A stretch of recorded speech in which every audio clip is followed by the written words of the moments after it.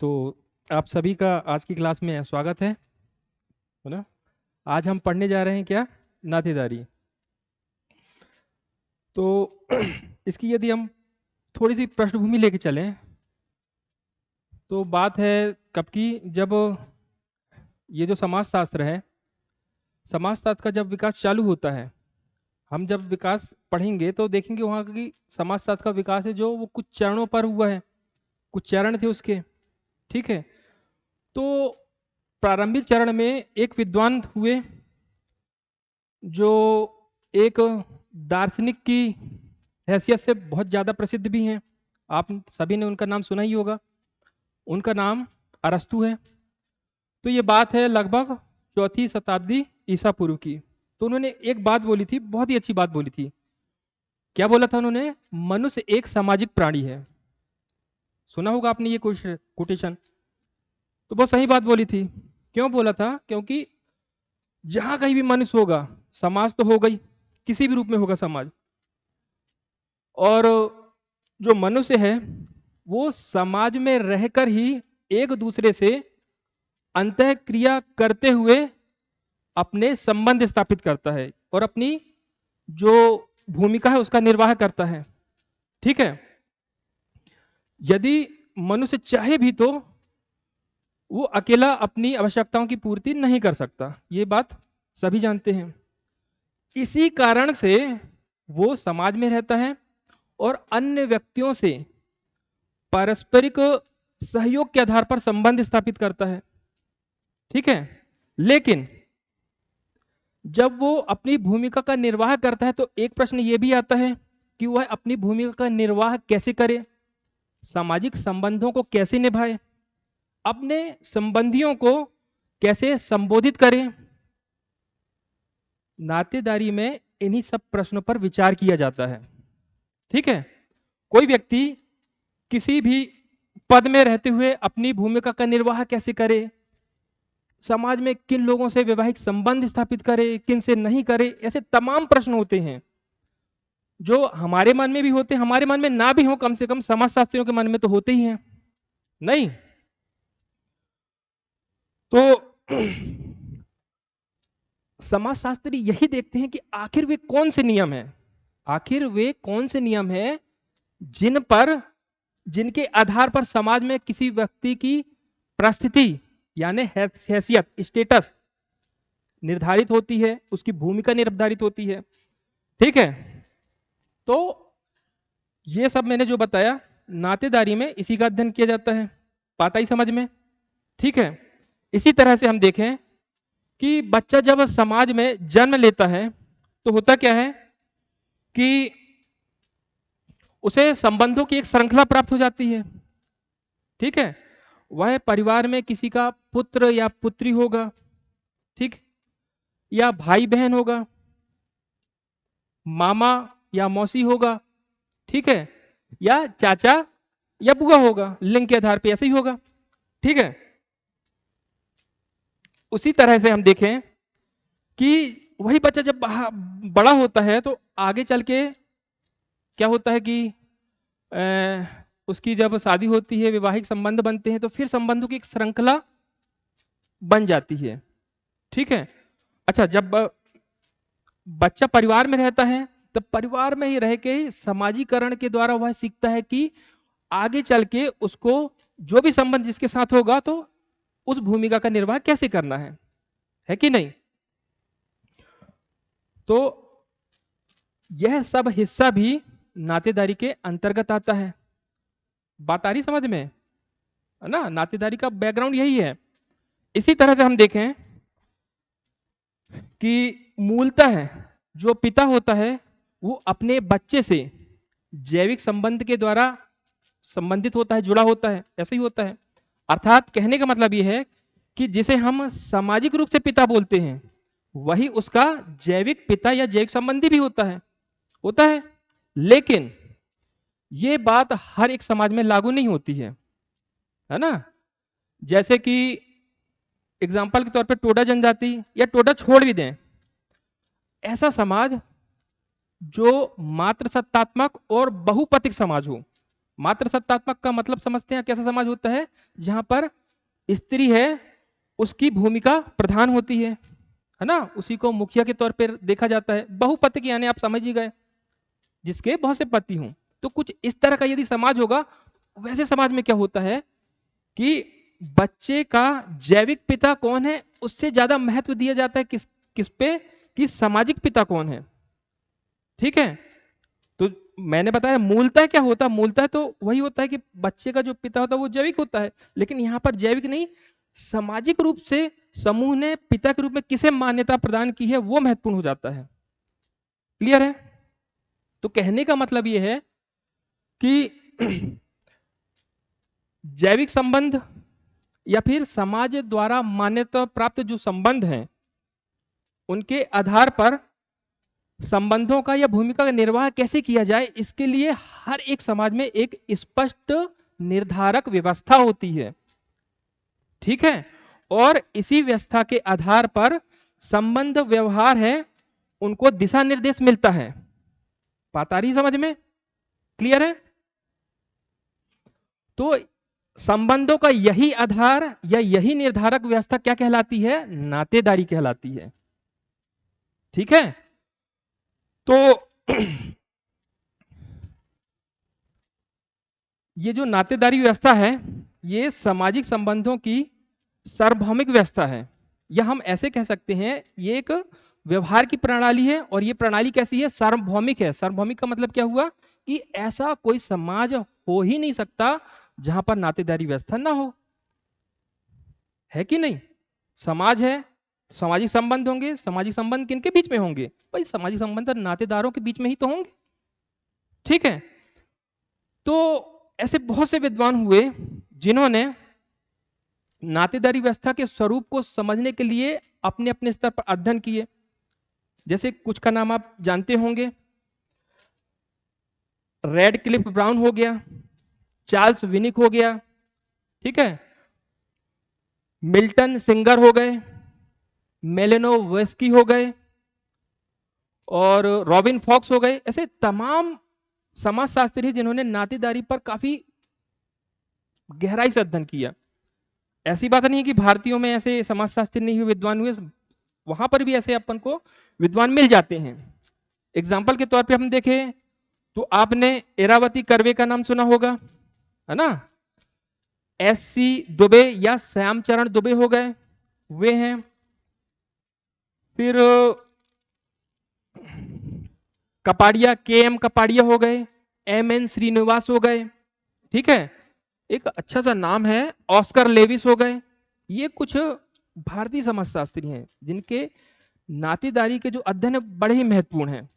अब जब हम आगे पढ़ेंगे तब हम इनका रेफरेंस लेंगे जब जहां जरूरत पड़ेगी।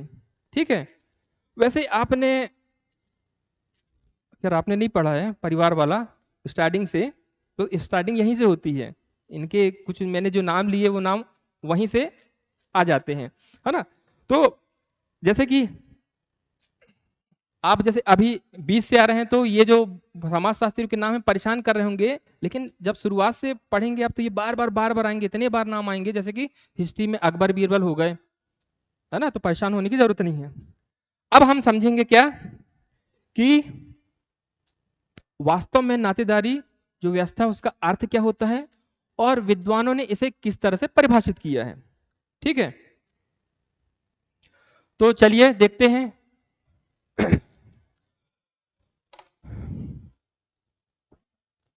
देखो, समाज में जब बच्चा जन्म लेता है तो उसे रक्त संबंधों की एक श्रृंखला मिल ही जाती है। वैसे ही जब उसका विवाह होता है तब उसके तरह तरह के नए संबंध बनते हैं, है ना। कहने का मतलब यह है कि नातेदारी जो व्यवस्था है वो उसका निर्माण रक्त संबंध और समाज द्वारा मान्यता प्राप्त संबंधों के आधार पर जो संबंध बनते हैं उनसे होता है। ठीक है, और इसमें इस व्यवस्था में निश्चित मानदंडों के आधार पर परिवार में कोई व्यक्ति रह के अपनी भूमिका का निर्वाह कैसे करता है इसका अध्ययन किया जाता है। ज्यादा लंबा तो नहीं होगा सेंटेंस, है ना। कोई पारिवारिक व्यवस्था है या कोई समाज का जो ढांचा है उसमें कुछ आचरण के कुछ निश्चित मानदंड तो होंगे ही, है ना। और उन्हीं मानदंडों के अनुसार कोई व्यक्ति परिवार में रह के अपनी भूमिका का निर्वाह कैसे करता है, इसका भी अध्ययन होता है। रक्त संबंधों का भी अध्ययन होता है और अन्य जो सामाजिक मान्यता प्राप्त संबंध होते हैं उनका भी अध्ययन होता है। यह है इसका सामान्य अर्थ। ठीक है, अब चले हम कहां, परिभाषा पे। एक मिनट यार, सही लग रहा है? पानी पीना थोड़ा।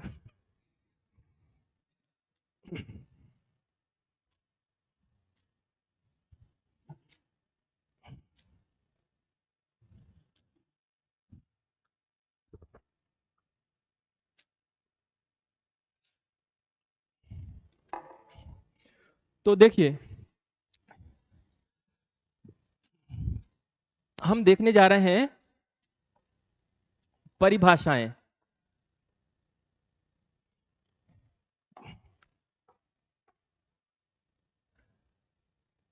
तो सबसे पहले देखते हैं परिभाषा रॉबिन फॉक्स की।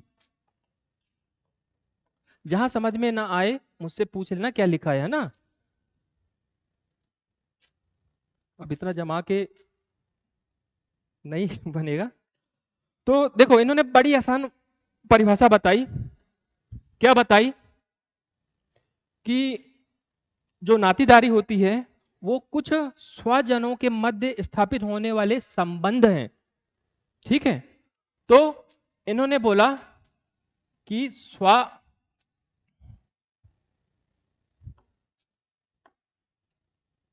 स्वजनों के मध्य स्थापित होने वाले क्या है, ये संबंध है। साथ ही इन्होंने ये भी क्लियर कर दिया कि ये जो स्वजन हैं वे रक्त संबंधी भी हो सकते हैं या फिर कल्पित भी हो सकते हैं, लेकिन समान रक्त वाले होंगे। ठीक है, अब ये भी आगे आपका क्लियर हो जाएगा, है ना। इनके जो प्रकार पढ़ेंगे हम, तो ये स्वजन कैसे हो सकते हैं। ये स्वजन वास्तविक भी हो सकते हैं और कल्पित भी हो सकते हैं, लेकिन होंगे कौन, समान रक्त वाले। बात आ रही समझ में मैं क्या बोल रहा हूं, कि ये स्वजन कैसे होंगे, समान रक्त वाले होंगे। और ये समान रक्त वाले कैसे, वास्तविक भी हो सकते हैं और कल्पित भी हो सकते हैं। ठीक है, तो वास्तविक या कल्पित। ठीक है, अच्छा, प्रश्न अब यहां से बनने चालू हो जाएंगे आपके, है ना। जैसे कि लघु अति लघु उत्तरीय में 2 लाइन में आ सकता है नातेदारी की परिभाषा। कुछ नहीं लिखेगा, केवल नातेदारी लिख के छोड़ देगा। तो आपको लिखना होगा, बन जाएगा लिखते। क्या लिखना है? नहीं नहीं, किसी के, देखिए अच्छी बात मैं आपने पूछी। किसी के अनुसार जो परिभाषा है, अब परिभाषा में देखेंगे किसी की परिभाषा एकदम पूरा क्राइटेरिया जो होता है नातेदारी का वो एक्सप्लेन नहीं कर रहा है। तो आप किसी की परिभाषा भी लिखेंगे तो वो ठीक है आपने लिख दिया, लेकिन नातेदारी को एक्चुअल रूप से परिभाषित नहीं कर पाएगा वो। जैसे कि इन्होंने केवल मध्य स्वजनों के मध्य स्थापित संबंध, बाकी चीजें इन्होंने छोड़ दी। व्यवहारिक मानदंड के अनुसार स्थापित व्यवस्था है, छोड़ दी। ठीक है, जो सामान्य परिभाषा निकाली गई है ना, ये सारी परिभाषाओं का निचोड़ है। ठीक है, हाँ ये है कि नातेदारी का अर्थ और परिभाषाएं लिखिए। कुछ इस तरह का प्रश्न आता, तब हम जो जितने विद्वानों ने लिखा है सबको लेते हुए लिखते तो बेटर होता। साथ में एक चीज और, यदि ऐसा क्वेश्चन आए तो सबकी परिभाषा तो आप लिख दो, लेकिन नीचे एक कंक्लूजन भी लिख देना जो नातेदारी की परिभाषा को ओवरऑल पूरी तरह से एक्सप्लेन कर रही हो, कि उपरोक्त परिभाषाओं के आधार पर नातेदारी को इस प्रकार से परिभाषित किया जा सकता है, या नातेदारी का सामान्य अर्थ ये होता है। तो जो जांचेगा वो तो खुश हो जाएगा, गदगद हो जाएगा कि हाँ ये बच्चा समझता है कि परिभाषा में भी पूरी चीज व्यक्त नहीं की गई है। अब भाई जिन्होंने जिस समाज के बारे में अध्ययन किया, हो सकता है उनमें वो सारी बातें समझ में ना आई हो।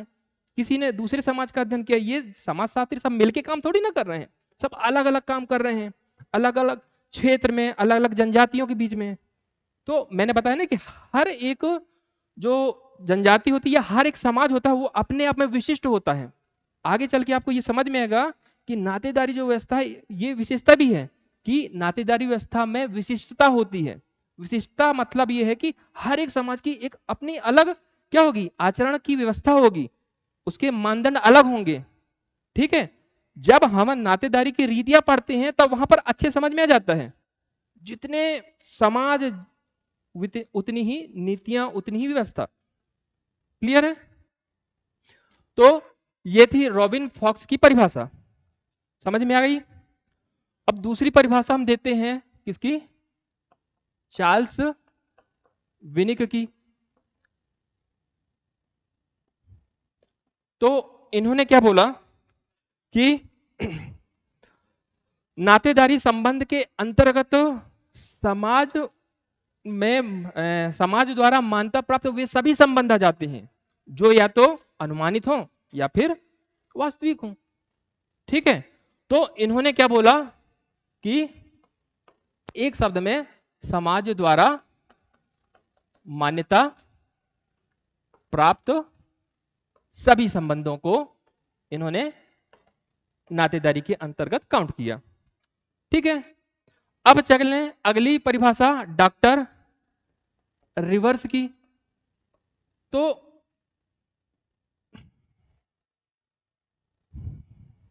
इनका बोलना था भाई मेरी ऐसी परिभाषा नहीं है। ये बोलते हैं नातेदारी का आशय क्या है, नातेदारी का आशय केवल इतना है जो वंशावलियों के आधार पर निर्धारित हो जाए और वर्णित हो जाए, बस इतना हो जाए। अब देखिए परिभाषा दी इन्होंने, क्या आपको लगता है कि ये परिभाषा नातेदारी को पूरी तरह से एक्सप्लेन कर रही है? जो आपने क्वेश्चन बोला, ऐसी गलती कभी मत करना, ऐसी गलती कभी मत करना पूरे समाजशास्त्र के पेपर में कि उसने पूछा कि इसका अर्थ क्या है, आप परिभाषा लिख के आ गए। हाँ ये हो सकता है लेकिन रेयरली होगा कि उसकी परिभाषा पूरी तरह से उसके अर्थ को व्यक्त कर रही हो। क्लियर है? तो इन्होंने क्या बोला कि वे संबंध जो वंशावलियों के माध्यम से क्या हो जाएं, निर्धारित भी हो जाएं और वर्णित हो जाएं, व्यक्त हो जाएं। तो इतनी सी परिभाषा थी किनकी, डॉक्टर रिवर्स की। ठीक है, चलें अब अभी और भी परिभाषाएं हैं। एस.सी. दुबे, पूरा नाम क्या है, श्याम चरण दुबे। तो इन्होंने बोला कि समाज में जब किसी बच्चे का जन्म होता है या विवाह होता है तो जो विभिन्न जो परिवारों के जो सदस्य हैं वो संबंध और व्यवहार की दृष्टि से अत्यंत समीप आ जाते हैं। होता ही है ऐसा, है ना? जब किसी बच्चे का जन्म होगा या विवाह होगा तो परिवारों के सदस्य व्यवहार की दृष्टि से भी निकट आ जाएंगे बहुत, और किसकी दृष्टि से, संबंध की दृष्टि से भी निकट आ जाएंगे। ठीक, इस प्रक्रिया में और भी कुछ सामाजिक संबंधों की सृष्टि होती है ना? तो इन्होंने बोला कि इस विशिष्ट और सुव्यवस्थित संबंध श्रृंखला को नियमित करने वाली जो प्रथा है, जो संस्था है, जो व्यवस्था है, वही क्या है, नातेदारी। ठीक है, जो सामाजिक संबंध बनेंगे, श्रृंखला बनेंगे बहुत सारी, अब इनको नियमित करने वाली जो व्यवस्था है उसी को बोल दिया इन्होंने क्या, बात खत्म। तो इन्होंने क्या बोला, यदि है ना जन्म और या विवाह होगा तो क्या होगा, जो परिवारों के सदस्य हैं वो संबंध या व्यवहार की दृष्टि से क्या आ जाएंगे, निकट आ जाएंगे।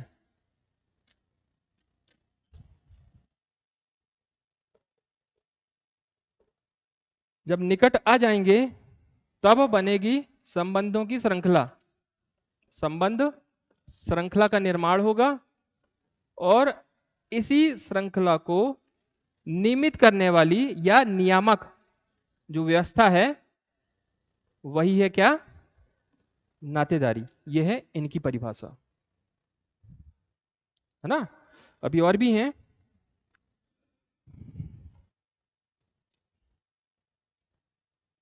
कितनी परिभाषाएं हो गई? 4 हो गई ना, तो दिक्कत तो नहीं है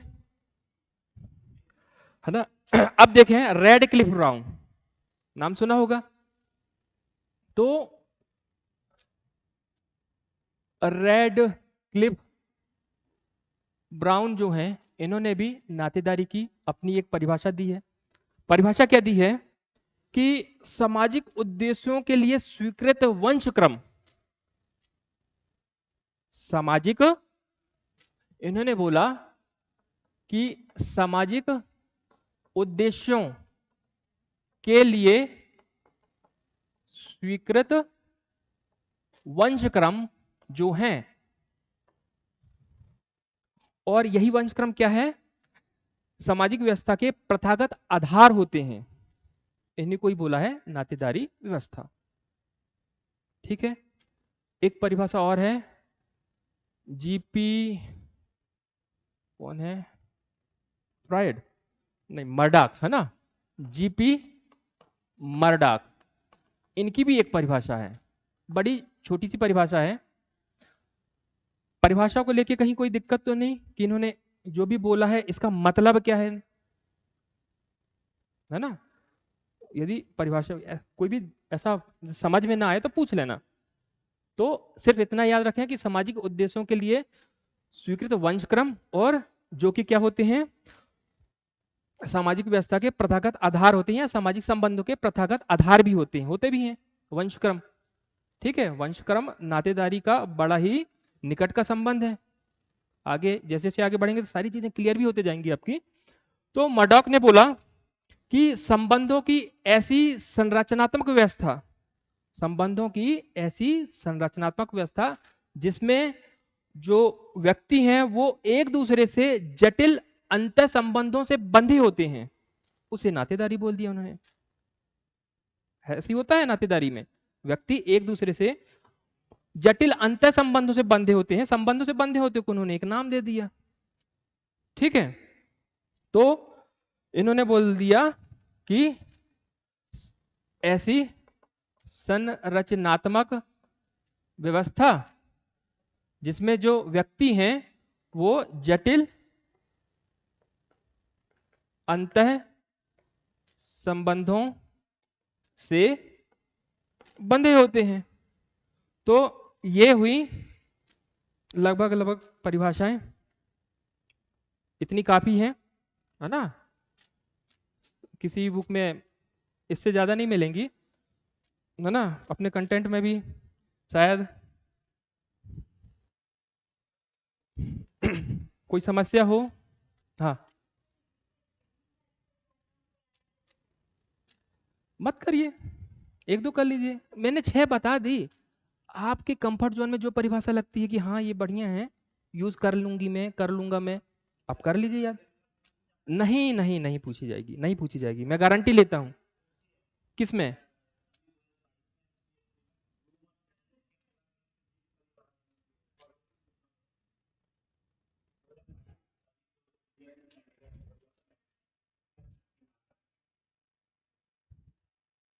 तो फिर मैं यही बोलूंगा कि 6 परिभाषाएं हैं, है ना, इनको याद कर लीजिए। मैंने तो समझा दिया, एक बार में मत खाइए, बार बार धीरे धीरे। अब जैसे मैंने भी, है ना, एक बार में याद नहीं होंगी मुझे भी, बार बार पढ़ा, समझ के पढ़ा, समझ लो पहले। और एक चीज मैंने ये भी बता दी कि उसका जो की पॉइंट है वो याद रखो आप, है ना। बाकी शब्दों की हेरा फेरी आगे पीछे अपने हिसाब से जोड़ दो आप, लेकिन वो की पॉइंट है वो चेंज नहीं होना चाहिए, बात खत्म। तो कम से कम इतना उसको तो लगे, तो पहचाना पहचाना से तो लगे, जो चेक करने वाला हो। परेशानी तब होगी जब आप वर्ड टू वर्ड याद करने की कोशिश करेंगे कि नहीं पूरा वैसे ही याद हो, है ना। अब जैसे कि पहली परिभाषा अपन ने देखी थी रॉबिन फॉक्स की, तो स्वजनों के मध्य संबंध, ये की पॉइंट है, ये होना चाहिए आपकी किसी भी लाइन में। तभी नंबर मिलेगा। ठीक है, इसकी परिभाषा जटिल अंतः संबंधों में बंधे हुए होते हैं व्यक्ति, ये होना चाहिए पूरी लाइन में कहीं ना कहीं, तो मिलेगा नंबर। इतना ही कर सकता हूं मैं आपके लिए, बाकी तो मेहनत तो करनी पड़ेगी। ठीक है, तो ये तो हो गई परिभाषा। तो उपरोक्त परिभाषा से क्या स्पष्ट होता है? ये स्पष्ट होता है कि नातेदारी व्यवस्था में रक्त संबंधी भी आते हैं और विवाह संबंधी भी आते हैं और कल्पित संबंधी, कल्पित नातेदार भी आते हैं। ठीक है, इसके अलावा ये जो नातेदारी व्यवस्था है वो परस्पर व्यवहार की ऐसी प्रथागत व्यवस्था है जो समाज की संस्कृति द्वारा अनुमोदित होती है। ये भी होना चाहिए, है ना। जो भी आचरण कर रहे हैं वो निश्चित मानदंड कौन बनाएगा?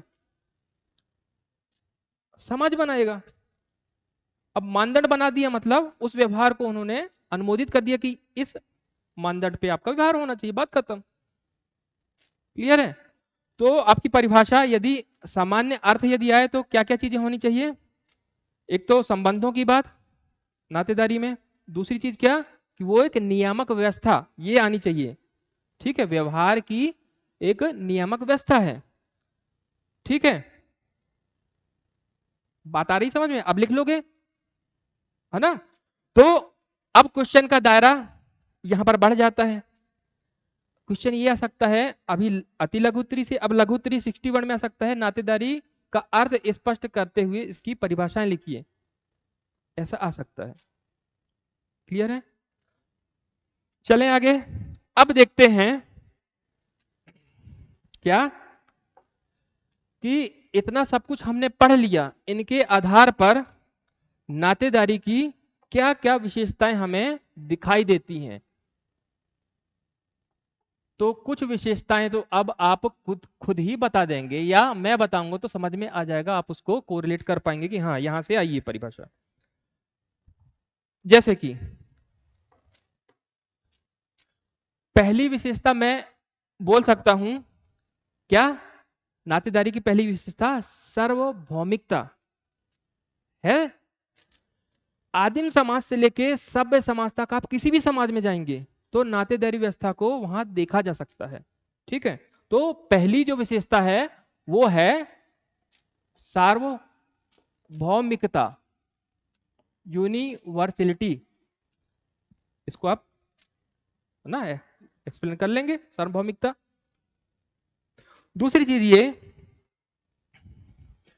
कि नातेदारी जो है वो सामाजिक संगठन का आधार होती है ना। छोटी छोटी सी वो विशेषताएं हैं।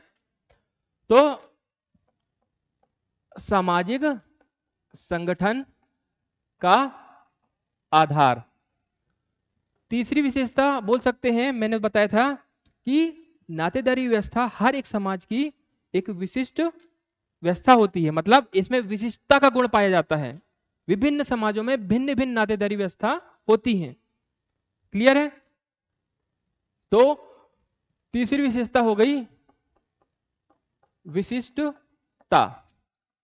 चौथी विशेषता हम देखें तो नातेदारी व्यवस्था का जो निर्माण है या स्थापना है वो नियमों पर आधारित होती है, नियमों पे बनती है ना। तो चौथी विशेषता हो सकती है, यह चौथी विशेषता हो गई नियमों पर आधारित, नियमों पर आधारित। पांचवी विशेषता कि इससे दो व्यक्तियों के मध्य पारस्परिक संबंधों का ज्ञान होता है ना, कि ये दो व्यक्ति इनके बीच संबंध क्या है। साथ में ये भी पता चल जाता है कि ये रक्त संबंधी हैं या सामाजिक मान्यता प्राप्त संबंधी हैं, मतलब वैवाहिक संबंधी हो गए। ठीक है, तो बोल सकते हैं हम पारस्परिक संबंधों का ज्ञान।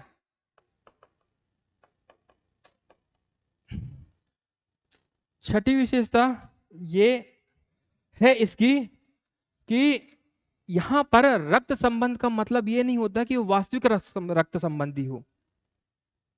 सामाजिक मान्यता प्राप्त कोई व्यक्ति जो है वो भी एक तरह से रक्त संबंधी की तरह व्यवहार किया जाता है। जैसे कि टोडा जनजाति में, है ना, टोडा जनजाति में एक प्रथा है पुरसुत पिमी, पुरसुत पिमी। और टोडा जनजाति कैसी जनजाति है? मात्र सत्तात्मक तो है, बहुपतिक, मतलब एक पत्नी के बहुत से पति होते हैं।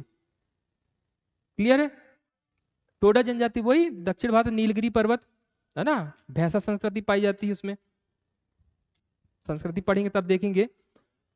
तो अब यहां पर बच्चे का पिता कौन है वो कैसे डिसाइड किया जाता है? ये पुरसुत पिमी संस्कार के द्वारा। इसमें होता क्या है, गर्भावस्था के 5वें महीने के दौरान जो भी बहुपति है ना, बहुत से पति, और उन पतियों में से जो पति भी क्या करता है, धनुष और बाण भेंट करता है और वो स्त्री स्वीकार कर ले, तो वही बच्चे का पिता स्वीकार कर लिया जाता है।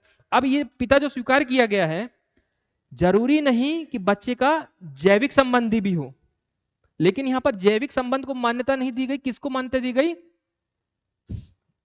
है ना, सामाजिक मान्यता। समूह ने जिसे मान लिया कि भाई ये सामाजिक पिता है, बात खत्म। पता ही समझ में?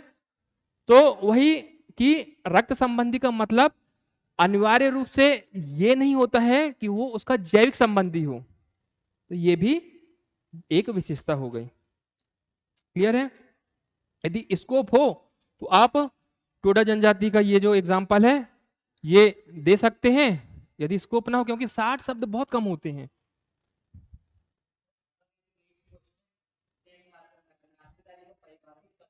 अब बताऊंगा बताऊंगा बताऊंगा बताऊंगा, सब पता है मुझे, बताया ना, क्वेश्चन का दायरा धीरे धीरे बढ़ता जाएगा। यहां तक कि ये क्वेश्चन जो है, ये क्वेश्चन दीर्घ उत्तरी में भी आ सकता है। नातेदारी का अर्थ तथा परिभाषाएं समझाते हुए इसकी विशेषताओं को सविस्तार समझाइए। हो गया। किसको? हाँ, अभी एक्सप्लेन किया ना मैंने। सार्वभौमिकता, वही तो मैंने बोला कि नातेदारी जो व्यवस्था होती है वह एक सार्वभौमिक व्यवस्था होती है। आदिम समाज से लेके सभ्य समाज तक सभी समाजों में ये व्यवस्था पाई जाती है। सार्वभौमिकता का मतलब क्या होता है? जो चीज हर जगह पाई जाती है वो बोली जाती है सार्वभौमिक। हवा सार्वभौमिक है, ठीक है, पानी नहीं है सार्वभौमिक, है ना, लेकिन हवा, अब बात आई समझ में? सार्वभौमिक का मतलब तो बात खत्म। सार्वभौमिकता अपने आप में एक्सप्लेन ही तो है, इसको क्या एक्सप्लेन करना?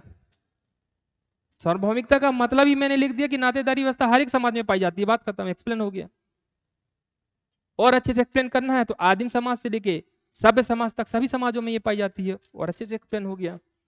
सामाजिक संगठन का आधार है, अब इसमें क्या एक्सप्लेन करना, इतना लिख दोगे काफी है। अरे यार, आप 60 छोड़ दो, मैं बता रहा हूं ये 120 से 150 शब्द से कम बैठे तो मुझसे बोलना आप। अभी पूरी विशेषता बताऊंगा, तो अभी बताया कहा मैंने? आपने वर्ड काउंट ही नहीं किए कभी, इसका मतलब ये है मैं तो काउंट करता हूं।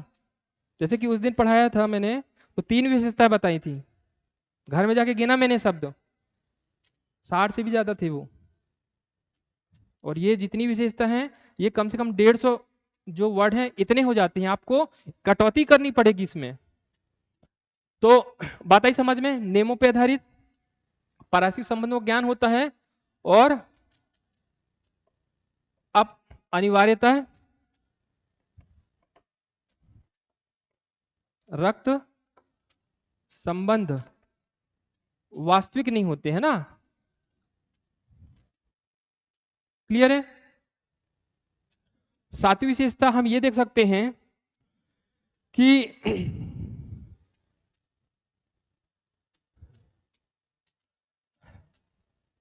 अब सोचना नहीं चाहे तो विशेषता हम कार्य से निकाल लेंगे। जैसे कि नातेदारी व्यवस्था के माध्यम से सांस्कृतिक मूल्यों का पीढ़ी दर पीढ़ी क्या होता है? हस्तांतरण होता है। होता है नहीं होता है? नातेदारी व्यवस्था में सारे एक दूसरे से जुड़े होते हैं संबंधी, है ना? अगली पीढ़ी वाला पिछली पीढ़ी वाले से सीखता है, फिर वो अगले को सिखाएगा, ऐसे करते करते व्यवस्था भी सिखाएगी एक तरह से। और व्यवस्था भी एक तरह से सांस्कृतिक मूल्यों का ही तो एग्जाम्पल है। ठीक है, तो यहां पर हम लिख सकते हैं सांस्कृतिक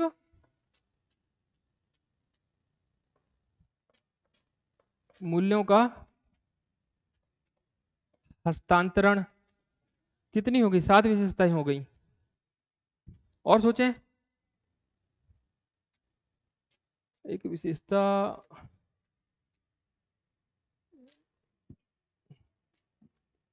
आप लोग बताइए और क्या विशेषता हो सकती है? काफी है ना? अब आगे जब हम पढ़ेंगे, कार्य तक पहुंच जाएंगे तो आप खुद ही लिखने लगोगे। अब अभी बताने का कोई मतलब नहीं है। नातेदारी व्यवस्था का एक ये भी विशेषता लिख सकते हैं कि हम इससे किसी व्यक्ति का जो है क्या बोला जाए कि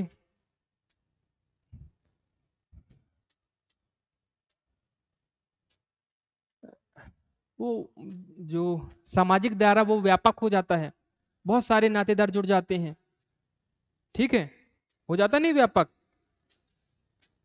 तो आप ये भी लिख सकते हैं। तो ये हो गई विशेषताएं, मुख्य विशेषता तो यही है। वैसे जैसे ये विशेषता है ऊपर की 4-5, ये तो केवल डायरेक्ट परिभाषा से निकल रही है, बाकी मैंने अन्य अपने से बता दी। ये निकल रही नहीं परिभाषा से, अब गौर करेंगे तो ये परिभाषा से ही निकल रही हैं। तो 7 8वां वो जो सामाजिक आधार है वो व्यापक हो जाता है। तो प्रश्न केवल इस पे आ सकता है, गुंजाइश ये है, संभावना ज्यादा ये है कि आएगा तो किस पे आएगा, ये 60 वर्ड पे आएगा, अकेले आएगा तो 200 शब्द में। हाँ, विशेषता वाला और क्या, 200 दीर्घ उत्तरी में कोई विशेषता थोड़ी देगा, आप खुद ही सोचिए, कॉमन सेंस। हाँ, ये है कि जुड़ के आ सकता है ये, कि नातेदारी का अर्थ क्या होता है, इसकी विशेषताएं बताइए, नातेदारी के प्रकार तथा विशेषताएं बताइए, है ना, और नातेदारी की श्रेणियों को परिभाषित करते हुए इसकी विशेषता बताइए। तो अब ये सब जुड़ जुड़ के आएगा। आगे चल के कुछ ऐसे टॉपिक भी आएंगे कि अब ये आपस में ही लिंक करके अंतर के तौर पे पूछे जा सकते हैं। जैसे कि अब आए नहीं हम वहां पर, नातेदार रीतियां, कुछ रीतियां हैं जो अपोजिट सी लगती हैं, जैसे कि परिहार और परिहास, इन दोनों में तुलना पूछ देगा। इन दोनों में उदाहरण सा उदाहरण विस्तार से समझाइए करते हुए दीर्घ उत्तरी भी बनाया जा सकता है, बहुत स्कोप है। वैसे मातुल्य और पितृस्व श्रेय करके ये दोनों अपोजिट हैं, इनमें बोलेगा कि अंतर स्पष्ट करिए, है ना। तो अब मुझे याद है ये जो आपका जो बिंदु है क्या ये, कि प्रश्न पे भी हम चर्चा करते जाएंगे, है ना। हाँ,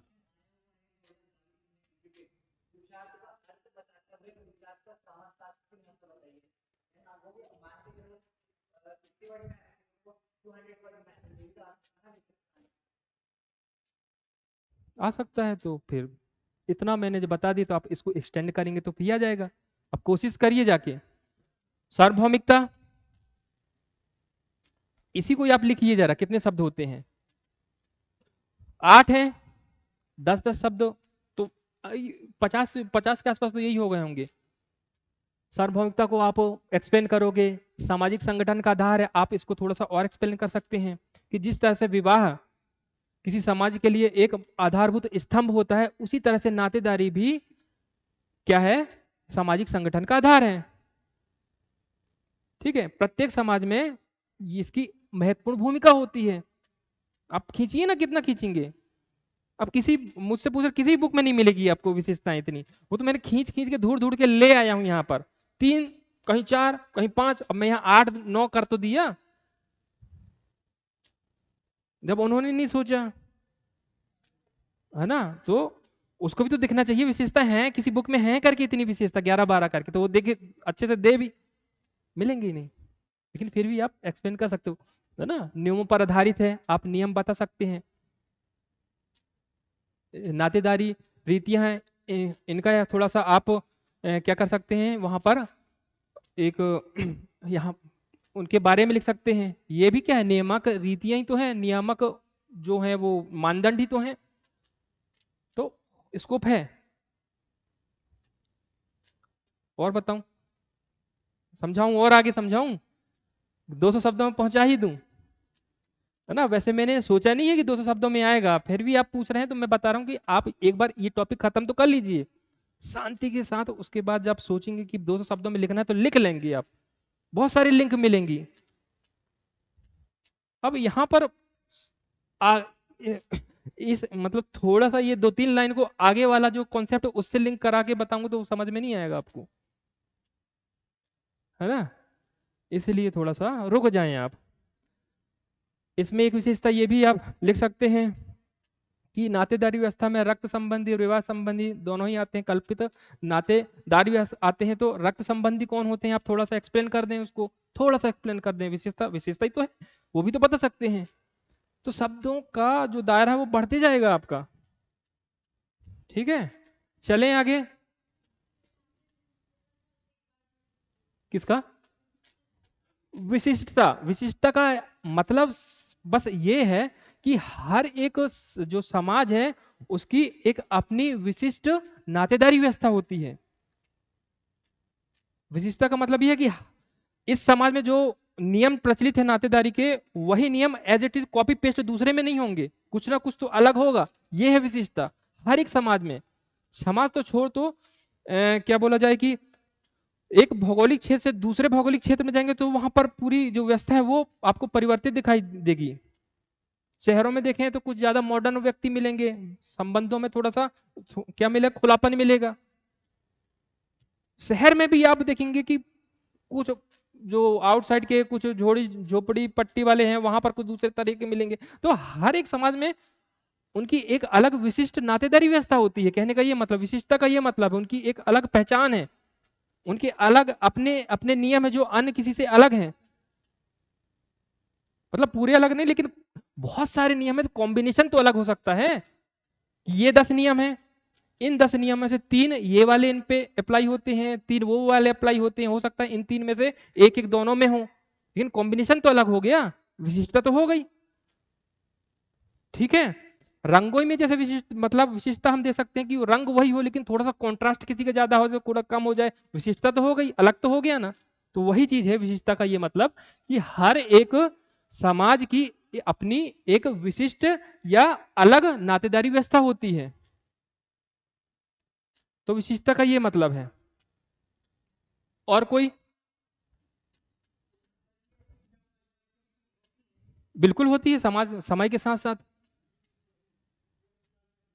देश काल परिस्थिति के अनुसार आदमी बदल जाता है ना? हम हमारे जो पूर्वजों, चाचा आचा पास के वो कौन थे, चिंपैंजी इम्पैंजी, वो बदल गए। फूफा कंगारू, वो क्या, बंदर नंदर, काले मुंह के बंदर, फूफा समझ लो। ऐसे कितने सारे हमारे रिश्तेदार समय के साथ बदल गए। वैसे ये भी बदल जाते हैं। हम्म।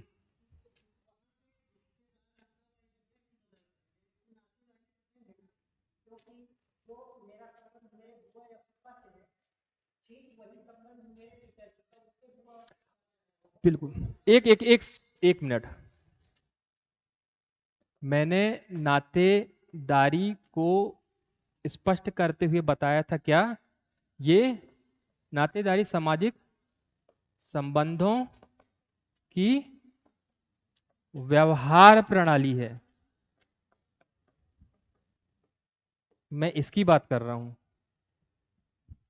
जो भी संबंध हो, व्यवहार प्रणाली है, वो बदल जाएगी। व्यवहार प्रणाली समझ गए ना? आज से 10 साल पहले जब चाचा आते थे तो भतीजा एकदम पैर में गिर के दंडवत प्रणाम करता था। ये नातेदारी का एक ये व्यवहार प्रणाली है, ये नियम था। आज ऐसा है, किसी समाज में मान लो कि ऐसा है, अब वो ऐसा नहीं करता, दूर से ही नमस्कार कर लेता है। व्यवहार प्रणाली बदल गई कि नहीं बदल गई? परिवर्तन आए कि नहीं? वो संबंध की बात नहीं कर रहा हूं कि संबंध बदल गए। हाँ हाँ। हम्म।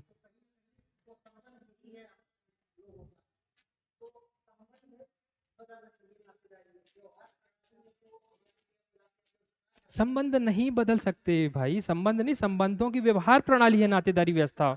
जो निर्धारक व्यवस्था है कि भूमिका का निर्वाह कैसे होगा, ये क्या है, नियम, नियम ही तो है। संबंध थोड़ी बदलना है कि आप जैसे आप पिता बोल रहे हैं, वो पिता अभी पिता है, 100 साल बाद ही पिता रहेगा, 1000 साल बाद ही पिता रहेगा, संबंध नहीं बदलेगा।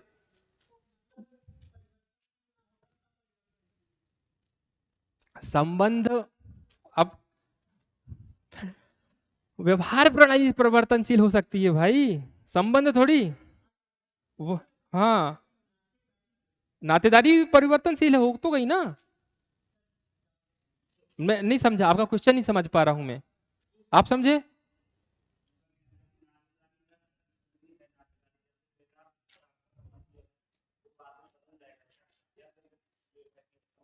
संबंध नहीं बदलेगा, व्यवहार प्रणाली बदल सकती है।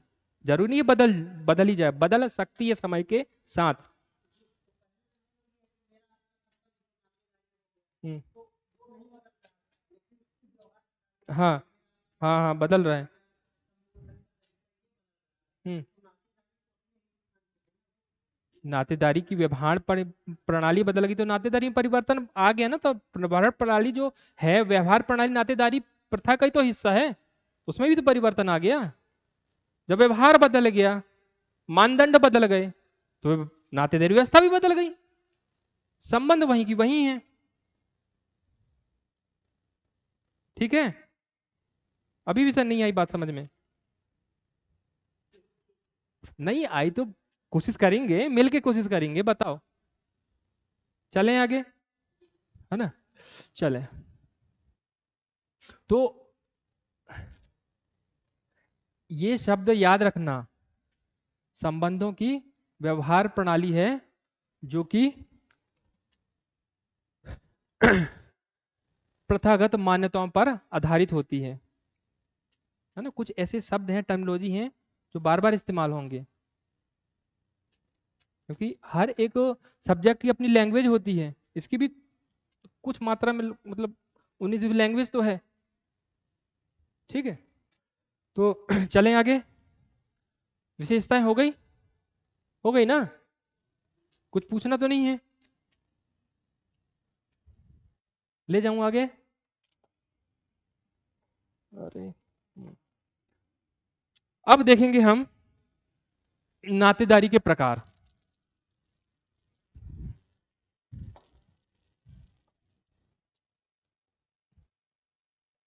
नातेदारी के वैसे तो दो प्रकार मिलते हैं, लेकिन हम बहुत अच्छी तरह से स्पष्ट करने के लिए हम इसके 3 प्रकार लेके चलेंगे। कंटेंट में 2 है 3 है, 2 है 3 है, 2 है, 2 है, 3 अपन मान के चलेंगे, है ना। और तीनों में अंतर भी आपको बखूबी समझ में आएगा। पहला, रक्त मूलक। दूसरा, रक्त मूलक नातेदारी। दूसरी, दूसरा टाइप है क्या, विवाह संबंधी नातेदारी। और एक तीसरा, हम काल्पनिक नातेदारी। ये 3 टाइप लेके चलेंगे। तो देखो, रक्त मूलक नातेदारी का सीधा सीधा मतलब है जो रक्त संबंधों पर आधारित होते हैं। जैसे एक परिवार में पिता, है ना, पुत्र, माता, पुत्री, ये एक दूसरे के क्या है, हाँ, रक्त संबंधी हैं, है ना। पति पत्नी नहीं बोला है मैंने, है ना, पिता, पुत्र, पुत्री, माता, एक परिवार में ये एक दूसरे के क्या है, रक्त संबंधी हैं। तो एक चीज और, कि ये जो रक्त संबंधी होते हैं, उन्हें वंशगत संबंधों की एक श्रृंखला प्राप्त होती है। क्या इस शब्द को समझ पा रहे हैं? मैंने बोला इनको वंशगत संबंधों की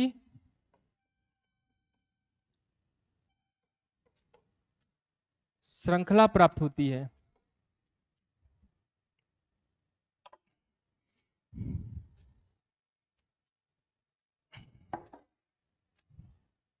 वंशगत संबंध नहीं समझते आप?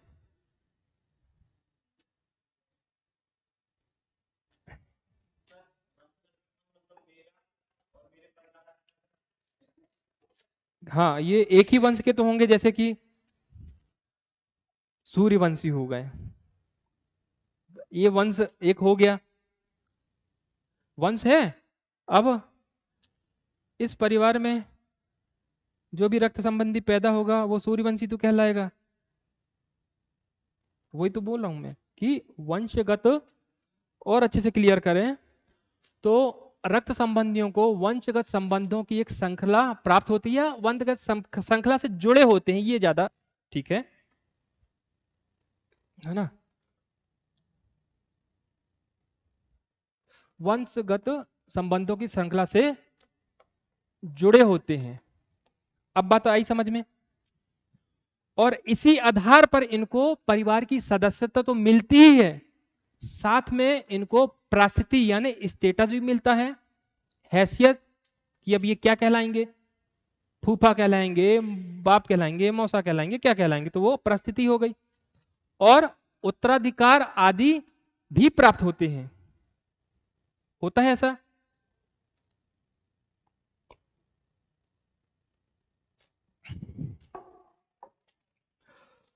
एक चीज और कि अध्ययन के आधार पर जो निष्कर्ष निकाले गए हैं उनके आधार पर यह ज्ञात होता है कि जरूरी नहीं है कि ये जो रक्त संबंधी हैं वो जैविक संबंधी ही हों। ठीक है, जरूरी नहीं है जैविक संबंधी, जैसे कि वही टोडा संस्कृति वाले एग्जाम्पल ले हम फिर से, कहलाते तो रक्त संबंधी है, कहलाते हैं ना, कि बहुपतिक समाज है, उसमें किसी एक को पिता स्वीकार कर लिया, अब पिता रक्त संबंधी ही तो होता है, लेकिन ये इसका जैविक पिता तो नहीं है, नहीं है ना। तो तीन बातें यहां पे याद रखें। पहली बात क्या कि रक्त मूलक नातेदारी वह नातेदारी होती है जो रक्त संबंधों पर आधारित होती है, जैसे एक परिवार में माता पिता पुत्र पुत्री। दूसरी चीज कि इसमें होता क्या है, इसमें रक्त संबंधों में वंशगत संबंधों की एक श्रृंखला प्राप्त होती है, या जो भी व्यक्ति रक्त संबंधी होता है वह रक्त वंशगत संबंधों की श्रृंखला से आपस में जुड़े होते हैं, रक्त संबंधी ऐसे जुड़े होते हैं, और इसी के आधार पर उसको क्या मिलती है, परिवार की सदस्यता भी मिलती है, और स्टेटस परिस्थिति भी मिलती है, और उत्तराधिकार के जो कुछ है ना, क्या बोला जाए, उसके राइट हैं वो मिलते हैं। तीसरी बात कि रक्त संबंधी का जैविक संबंधी होना जरूरी नहीं है। एग्जाम्पल, मत सत्तात्मक बहुपतिक समाज, जैविक मतलब जैविक संबंध नहीं समझते, जैसे आप एक पिता का पुत्र से जैविक संबंध है, मेरा ही खून है बोलते हैं, शारीरिक रूप से, तो रक्त हो गया ना, तो रक्त जैविक जैविक चीज ही तो है रक्त।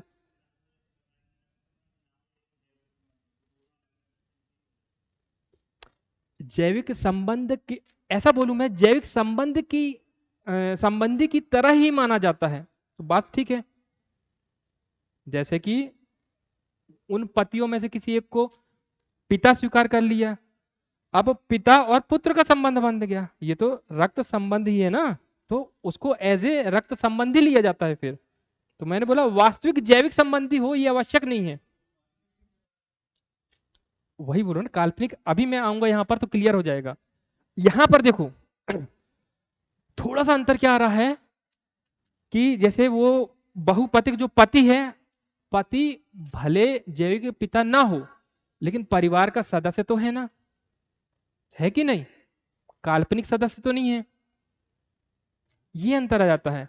जब मैं यहां पर आऊंगा तो गोद लिया हुआ बच्चे का एग्जाम्पल दूंगा, ये दोनों एग्जाम्पल अलग हैं, क्योंकि गोद लिया हुआ बच्चा परिवार का सदस्य है नहीं, दूर दूर तक कोई नातेदारी नहीं है उसकी, लेकिन वो बन गया क्या, नातेदारी व्यवस्था में शामिल हो गया, संबंधी बन गया, बना।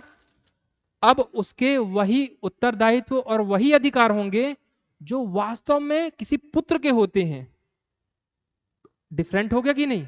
दोनों एग्जाम्पल अलग है कि नहीं? वहां पर पति है तो परिवार का ही हिस्सा, लेकिन जैविक नहीं है, सामाजिक पिता है। यहां पर दूर दूर तक कोई संबंध नहीं। एक एग्जाम्पल और बहुत बढ़िया है कि ग्राम बहिर्विवाह सुना है? गांव से बाहर विवाह होते हैं हमारे यहाँ कुछ कुछ गांव ऐसे हैं उत्तर भारत में। क्यों होते हैं? वो इसलिए होते हैं क्योंकि इन गांवों में जितने भी सदस्य हैं जो असंबंधित हो, अब कोई रिश्तेदारी नहीं है, लेकिन आपस में ये ऐसे रहते हैं जैसे भाई हैं, एक दूसरे को भाई मानते हैं। ठीक है? अब जब भाई मान लिए तो भाई की बहन तो उसकी बहन हो गई, अभी शादी कैसे करेंगे? इसलिए वो वहां पर गांव से बाहर विवाह करने का प्रचलन है ना? तो ये काल्पनिक हो गया कि नहीं? क्योंकि ये भी परिवार से दूर दूर तक संबंध नहीं है इनका। तो ये दोनों एग्जाम्पल, वो बहुपतिक समाज वाला, ये दोनों एग्जाम्पल बिल्कुल अलग है कि नहीं? जब ये अलग हैं तो संबंध भी हमने यहां पर, मैंने इसलिए इसको अलग ले लिया, इसको काल्पनिक मान लिया। है तो ये काल्पनिक संबंधी, लेकिन इनके साथ व्यवहार वैसे किया जाता है जैसे कि ये वास्तविक संबंधी हों, इसीलिए इसको अलग मैंने यहां पर एक कैटेगरी में रख दिया। काल्पनिक है ना? हाँ हाँ।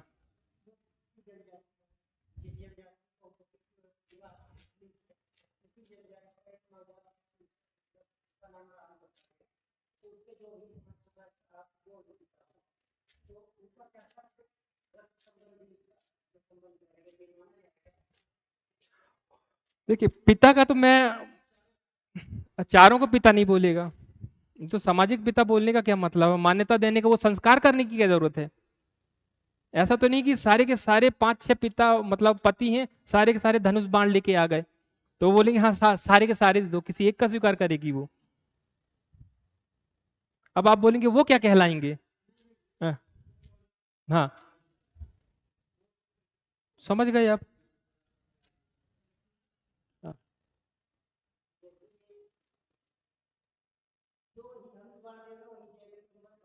नहीं, जैविक संबंध हो भी सकता है उससे, नहीं भी हो सकता है। अब पांच पति हैं, पता नहीं अब कौन है पिता, अब उसको भी नहीं पता। ठीक है? और उनके समाज में ऐसी कोई मतलब हाय तो भी नहीं है कि पता होना जरूरी है, डीएनए ही कराओ। उनके लिए जैविक से ज्यादा सामाजिक पिता कौन है वो महत्व रखता है, तो वो उससे काम चलाते हैं। क्या?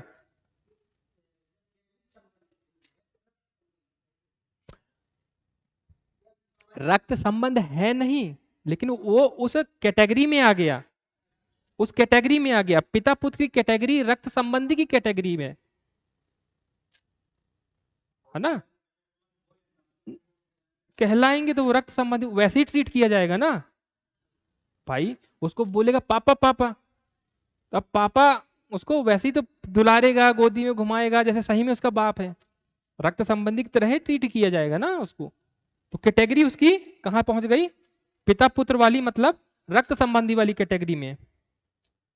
और जरूरी नहीं है कि वो फिर रक्त संबंधी हुई, ये एक मतलब एग्जाम क्या अपवाद हम बोले, अपवाद क्यों बोले, ये होता है। इसको भी, मेरा कहने का मतलब है इसको भी साथ में लेके चलें जब भी हम किसकी बात करें, रक्त मूलक संबंध या रक्त मूलक नातेदारी की बात करें, तो इसको आप स्किप नहीं करना। किसको? कि रक्त संबंधी जो एक्चुअल में उनको तो बता ही दिया, लेकिन जो सामाजिक मान्यता प्राप्त हैं और वो रक्त संबंधी के दायरे में आ गए तो उनको छोड़ दें आप, तो नंबर कट जाएंगे, सीधी सी बात है। एग्जाम्पल दे दी तो फिर और अच्छी बात है। ठीक है? विवाह संबंधी, तो ये आप सभी जानते हैं, विवाह संबंधी नातेदारी के अंतर्गत वे नातेदार आते हैं जो सामाजिक या कानूनी, क्या, मान्यता प्राप्त विवाह के द्वारा परस्पर संबंधी होते हैं। दोनों लिखना है आपको, सामाजिक भी और कानूनी मान्यता प्राप्त या कानून के द्वारा स्वीकृत विवाह संबंध के द्वारा परस्पर जो संबंधी बनने होते हैं वो दोनों ही आते हैं। क्लियर? तो इसमें होता क्या है कि विवाह के बाद पति पत्नी दोनों के परिवार के जो संबंधी वो आपस में संबंधी बन जाते हैं। जैसे कि पत्नी के लिए पति के परिवार के सदस्य, पिता, ससुर, मां, सास, छोटा भाई, देवर, बड़ा भाई, जेठ, बहन, ननद के रिश्ते में होती है। उसी तरह पति के लिए पत्नी के परिवार के सदस्य, सास ससुर तो हो गया, बहन, साली और भाई, साली के रूप में होते हैं। इसके अलावा पति और पत्नी दोनों के माता पिता आपस में समधि समधन होते हैं। इसी तरह और भी जो अन्य रिश्तेदार हैं उनकी भी परिस्थिति, स्टेटस निर्धारित होते जाती है आगे, जैसे जैसे मिलते जाएंगे। अच्छा ये आपकी ये हैं, आपके ये हैं, ये तय होते जाएगा जैसे जैसे क्या होगा, उनमें इंटरेक्शन होगा। अब ऐसे बैठे बैठे थोड़ी बता देंगे कि वो आपके दूर के वो लगते हैं। जब आएंगे फिर इनकी आपस में क्या तय हो गई, हैसियत तय हो गई कि आपके ये लगते हैं, आपके ये होते हैं, तो ये चलता रहता है। कोई क्वेश्चन? तीनों बन जाएंगे, लिख लेंगे। अब बड़ा आसान है। क्वेश्चन क्या आ सकता है? केवल नातेदारी के प्रकार के ऊपर आ सकता है। तो ये क्वेश्चन क्या बनेगा? ये कम से कम लघु उत्तरी 60 वर्ड तो बनेगा, तीनों आ गए तो। एक आएगा तो केवल एक अति लघु उत्तरी भी बन सकता है। एक लाइन में आ सकता है कि रक्त संबंधी नातेदार, इतने लिख दे। मतलब आपको 2 लाइन लिखना है तो आप लिख लेंगे, है ना। एक लाइन में तो लिखना है, इसमें भी एक 2-2 लाइन में 2-2 लाइन में ये आप लिख सकते हो। हाँ, काल्पनिक में आप ये लिखना कि इसके अंतर्गत वे नातेदार आते हैं जो ना तो रक्त संबंध के आधार पर तय हो पाते हैं, ना ही विवाह संबंध के आधार पर तय हो पाते हैं, लेकिन उनके साथ व्यवहार वैसे ही किया जाता है जैसे किसी वास्तविक नातेदार के साथ किया जाता है। एग्जाम्पल के तौर पे मैंने बताया, गोद लिया बच्चा, उसके वही अधिकार और उत्तरदायित्व होते हैं जैसे कि वास्तव में किसी पुत्र या पुत्री के होते हैं। ठीक है,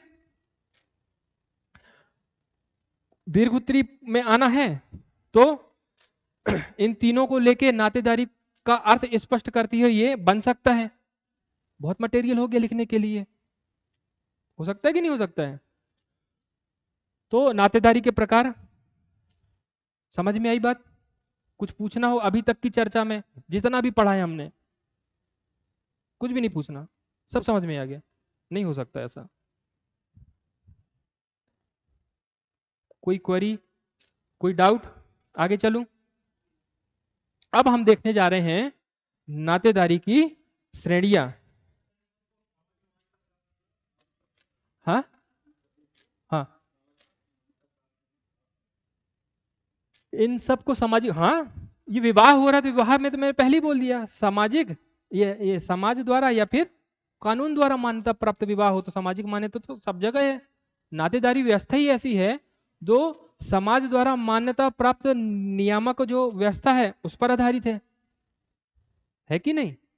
तो नातेदारी व्यवस्था ही ऐसी है जिसको समाज की संस्कृति अनुमोदित करती है, स्वीकार करती है। क्लियर है? चलिए आगे चलते हैं।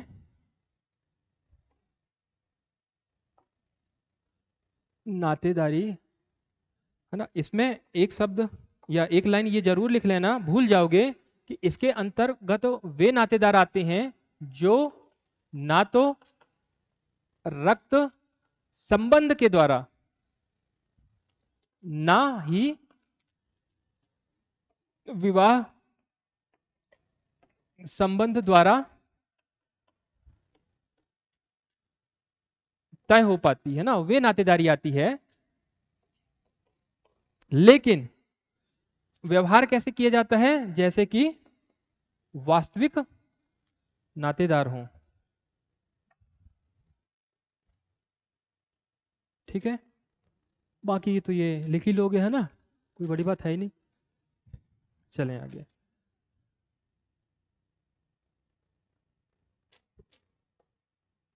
क्या टाइम कम है इसलिए मैं ज्यादा नहीं लिख रहा हूं, नहीं तो और लिख के बताता, मेरी आदत पूरा बोर्ड बढ़ जाता ना।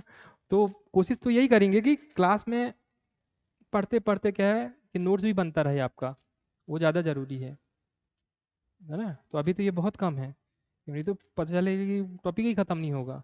अब समझना भी तो है अपने हमें ज्यादा, वो सब बाद में कर लेंगे। तो आपका खुद का एक पर्सनल नोट्स भी बनेगा। आप उस दिन पूछ रहे थे नोट्स का क्या होगा, केवल बताना नहीं है, हर एक चीज को यहाँ पर लिखना भी है। उतना नहीं लिखना है कि एक तरह डिक्टेट करा देना है गाइडलाइन की ऐसे ऐसे करके, है ना। तो कहाँ थे हम, श्रेणियां, है ना, नातेदारी की श्रेणियां, इसको समझ लेते हैं बढ़िया तरीके से। तो व्यक्ति के जितने भी नातेदारी संबंध होते हैं, उनमें से आप जानते हैं किसी के साथ उनके निकट के संबंध होते हैं, किसी के साथ दूर के संबंध होते हैं। जैसे कि जो रक्त संबंधी होते हैं वे प्रत्यक्ष रूप से जुड़े हुए होते हैं, निकट के संबंधी होते हैं। लेकिन विवाह जो संबंध होते हैं उसमें ऐसा अनिवार्य नहीं होता है। जैसे पति पत्नी हम लें तो इनमें तो क्या है, प्रत्यक्ष संबंध है, लेकिन इनके भी फिर दूर के जो रिश्तेदार हैं वो थोड़ा सा दूरी बढ़ जाती है संबंधों में। तो कहने का मतलब ये है कि चाहे संपर्क हो, चाहे निकटता हो, चाहे घनिष्ठता हो, या आत्मीयता हो, तो इनके आधार पर नातेदारों की बहुत सी श्रेणियां होती हैं, या इनके आधार पर बहुत से नातेदार होते हैं जिन्हें हम कुछ श्रेणी या वर्गों में रखते हैं। इन्हीं को क्या बोला जाता है, नातेदारी श्रेणियां बोला जाता है। यदि नातेदारी श्रेणियां का अर्थ है ना अति लघु उत्तरी में आ जाए तो आप इस तरह से लिखना कि इनके आधार पर संपर्क, निकटता, घनिष्ठता या आत्मीयता के आधार पर एक व्यक्ति के बहुत सारे नातेदार होते हैं जिन्हें हम कुछ वर्गों या श्रेणियों में बांट सकते हैं। इन्हीं को क्या बोलते हैं, नातेदार की श्रेणियां बोलते हैं। तो शब्दों की हेरा फेरी और कुछ नहीं है। तो इनके आधार पर श्रेणियां हैं। तो श्रेणियां वैसे तो मैंने बताया था कि बहुत प्रकार की हो सकती हैं, लेकिन मुख्य रूप से हम यहां पर नातेदारी श्रेणियों को 3 श्रेणी में बांटकर देखते हैं। पहली प्राथमिक, द्वितीयक और तृतीयक, इन 3 को लेके चलेंगे हम। तो समझ में आ जाएगा यहां पर, नहीं आगे ही चलते हैं।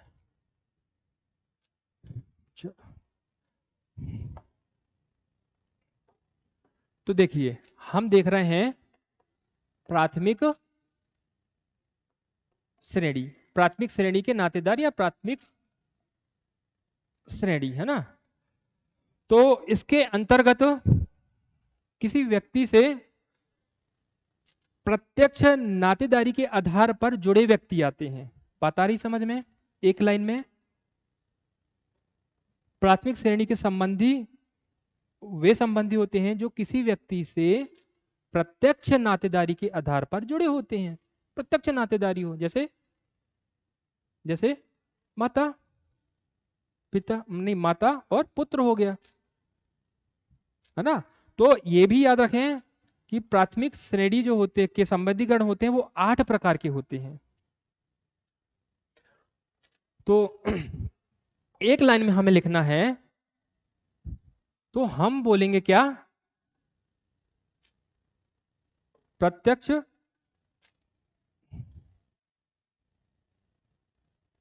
नातेदारी के आधार पर जुड़े व्यक्ति किसी व्यक्ति के या किसी संबंधी के प्राथमिक श्रेणी या प्राथमिक संबंधी कहलाते हैं। ठीक, तो ये 8 प्रकार के होते हैं। अब देखो थोड़ा सा समझो क्या, कि मान लेते हैं ये शाइन किसका हो, ये पुरुष का हो, ये महिला का हो, और इस तरह से जुड़े तो वो संतान का हो और ये विवाह का हो। बड़ा आसान है। तो अब बड़े अच्छे से आप प्राथमिक, द्वितीयक, तृतीयक है ना, चतुर्थक, पंचम, षष्टम, बहुत लंबे तक खींच सकते हो इसको। तो देखो, एक मैं आरेख बना रहा हूं, एक डायग्राम बना रहा हूं, उसमें समझाने की कोशिश करता हूं, आप संबंध कोई भी वहां से बना सकते हो। ये हो गया, कहने का मतलब ये है पुरुष और ये महिला है, तो इन दोनों विवाह हो गया, तो ये हो गया पति पत्नी। अब हम इसको बेहतर तरीके से समझने के लिए इसके 4 संतान ले लेते हैं। क्यों? वो इसलिए कि मुझे बताना है क्या, कि ये 8 प्रकार के होते हैं। तो ये संतान हो गए 4। तो इन दोनों में संबंध किसका? पति पत्नी का संबंध हुआ, पति पत्नी प्राथमिक संबंध हुआ। अब इसमें इसमें क्या संबंध होगा? इन दोनों में संबंध होगा ये पिता पुत्र, पिता पुत्री, मां पुत्र, मां पुत्री। हो गए कितने संबंध? 5 हो गए, ये हो गए। भाई भाई, बहन बहन और भाई बहन, सब है प्राथमिक संबंधी। ठीक, तो यही है कुल 8, है ना। यदि अति लघुत्तरी में है तो कोई बात ही नहीं, आप ये बता दें 8 प्रकार के होते हैं। 8 प्रकार में आप लिख सकते हैं, नहीं लिख सकते हैं क्या? पति पत्नी, पिता पुत्र, पिता पुत्री, माँ पुत्र माँ पुत्री, भाई बहन, भाई भाई और बहन बहन, बात खत्म। 8। ठीक है, अब देखें हम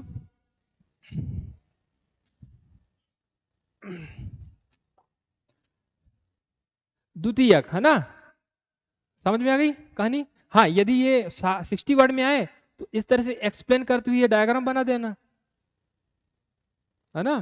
तो 1-2 नंबर वो आगे वाले क्वेश्चन के लिए वो बोनस में दे देगा, वो कि वहां काम आएंगे। ठीक, अब देखें द्वितीयक श्रेणी के, द्वितीयक श्रेणी के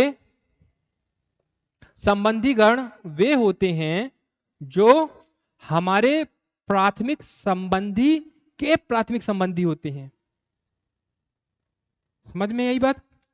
तो यहां पर सब आपस में प्राथमिक संबंधी हैं, है कि नहीं।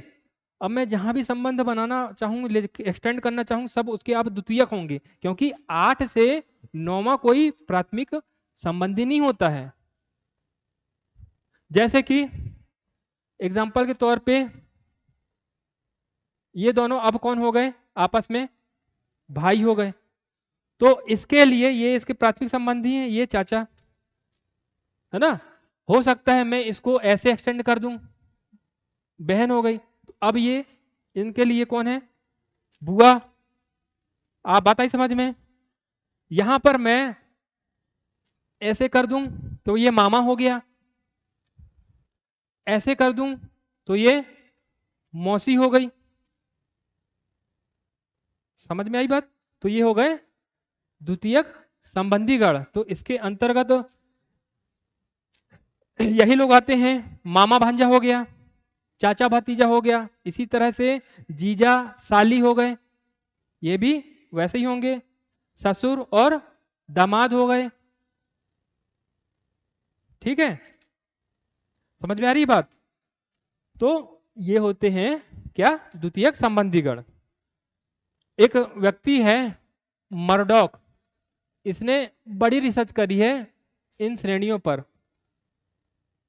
इसने क्या बताया है कि जो द्वितीयक संबंधी संबंधी इस तरह के जो संबंध हैं वो 33 प्रकार के होते हैं, बताया है। पता ही समझ में। अब बात करते हैं हम किसकी, तो आप लिख लोगे ना कि कि पति पत्नी, इस तरह से जो भी नाम देना हो समझाने के लिए, है ना।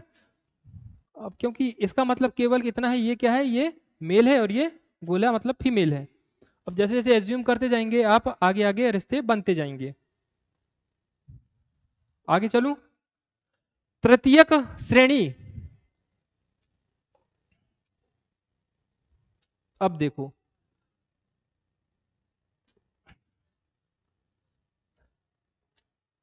अरे अब देखते हैं हम तृतीयक श्रेणी।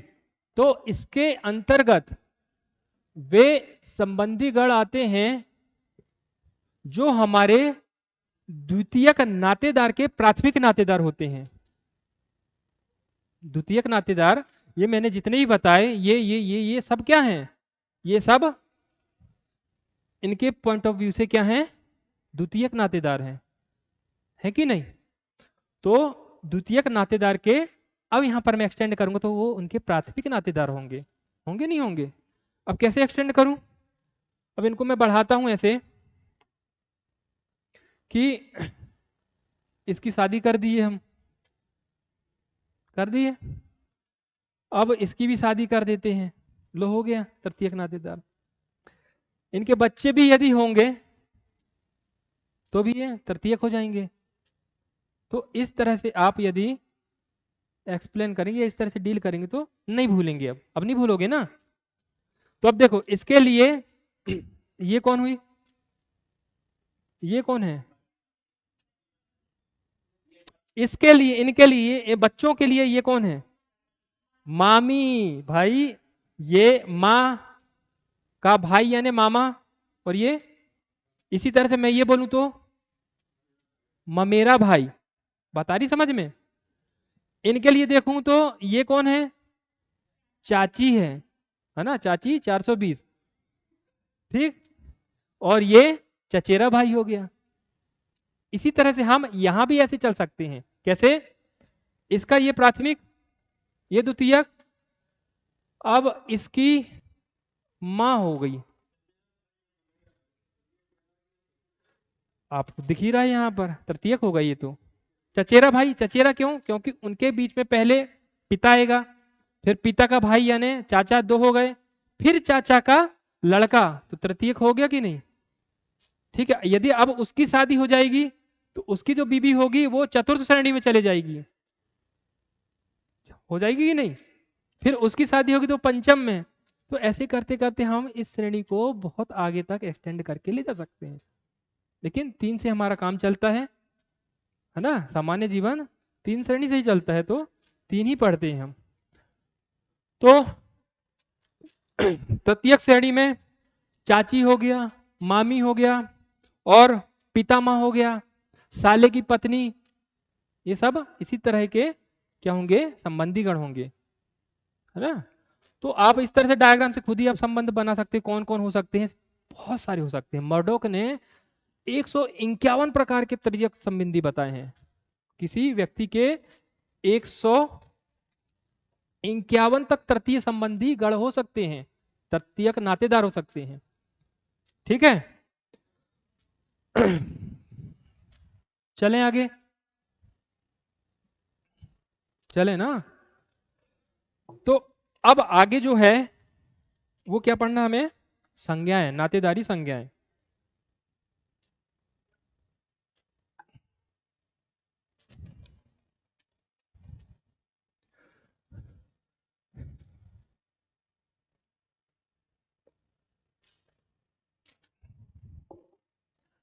हाँ, क्वेश्चन श्रेणी में मैंने बता दिया ना। अब मिक्सिंग हो सकती है। अब तो बहुत सारे अति लघु उत्तरी भी बन सकते हैं, लघु उत्तरी भी बन सकते हैं, और दीर्घ उत्तरी भी बन सकते हैं, बन सकते हैं। इसमें क्या बन सकता है? इसमें दीर्घ उत्तरी तो नहीं बनेगा, वो 60 वर्ड 200 शब्द हो सकता, तो बहुत आराम से लिख सकते हो ना। बहुत लिखना नहीं है इसमें। ये एक अच्छी चीज ये है कि आप जगह खा सकते हो। डायग्राम बना दो, काम खत्म, लिखना भी कम पड़ेगा, उसको समझ में भी बहुत अच्छे से, हाँ एक्सप्लेन, हाँ बिल्कुल।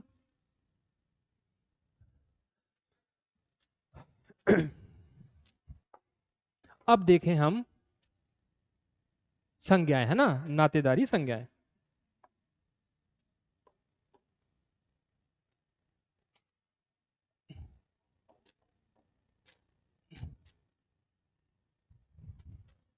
तो जैसे कि मैंने आपको बताया था कि जो नातेदारी व्यवस्था है वो प्रथागत संबंधों की व्यवहार प्रणाली है कि नहीं?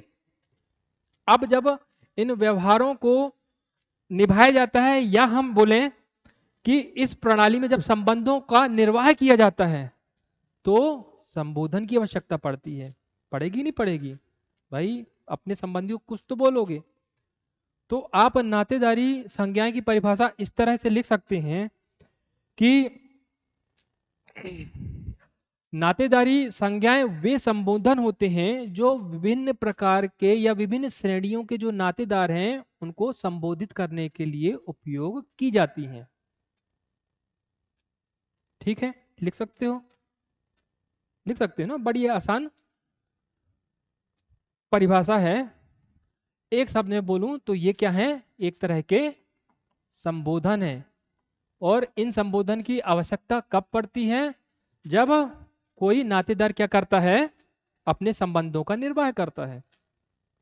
ठीक है, तो संबंधों का निर्वाह करते समय संबोधन की आवश्यकता पड़ती है। और यही संबोधन क्या कहलाते हैं, यही संबोधन नातेदारी संज्ञा कहलाते हैं, जिनका उपयोग विभिन्न प्रकार के या विभिन्न श्रेणियों के नातेदारों को पुकारने के लिए, बुलाने के लिए, नाम लेने के लिए इस्तेमाल किया जाता है। सबसे पहले इसकी ओर ध्यान आकर्षण किया था मॉर्गन ने, एक समाजशास्त्री हैं। तो इन्होंने अमेरिका की इराकियों से जो जनजाति है उन पर अध्ययन करके उस अध्ययन के आधार पर नातेदारी संज्ञाओं को समझाने का प्रयास किया है। हम नातेदारी संज्ञाएं इसलिए पढ़ते हैं, ये महत्वपूर्ण है। महत्वपूर्ण इसलिए है कि यदि ये ना हो तो किन्हीं भी दो नातेदारों के बीच में भेद करना कठिन हो जाएगा। नहीं हो जाएगा? जरूरी है कि नहीं कि दो संबंधी खड़े हैं तो हम इसको किसी और संबोधन से बोल रहे हैं, किसी और संबोधन से इस कर रहे हैं, तो इसका मतलब क्या है कि ये कौन है और ये कौन, इन दोनों में क्या अंतर है संबंधी के रूप में, ये स्पष्ट हो जाता है। दूसरी चीज ये है कि इन संज्ञाओं से किसी व्यक्ति की परिस्थिति, परिस्थिति का मतलब स्टेटस, हैसियत और उसकी भूमिका का पता चल जाता है उसे। होता है नहीं होता है कि हम जैसे कि किसी को, कोई बच्चा किसी स्त्री को बुआ बोले तो बुआ के रूप में उसकी क्या भूमिका है वो उसे पता चल जाएगा? नहीं पता चल जाएगा। अब जैसे कि एक संस्कार होता है नामकरण का बच्चे का, तो उसमें हमारे यहाँ होता है कि बुआ ही आती है, उसका नामकरण जो भी संस्कार उसमें उसकी विशेष स्थिति होती है, विशेष महत्व होता है, वो कुछ करती है संस्कार वगैरह। तो उसकी ये भूमिका पता चल गई कि नहीं उसे, कि कभी ऐसा होगा तो मुझे ही करना है। ये कैसे पता चला? नातेदारी से। ठीक है,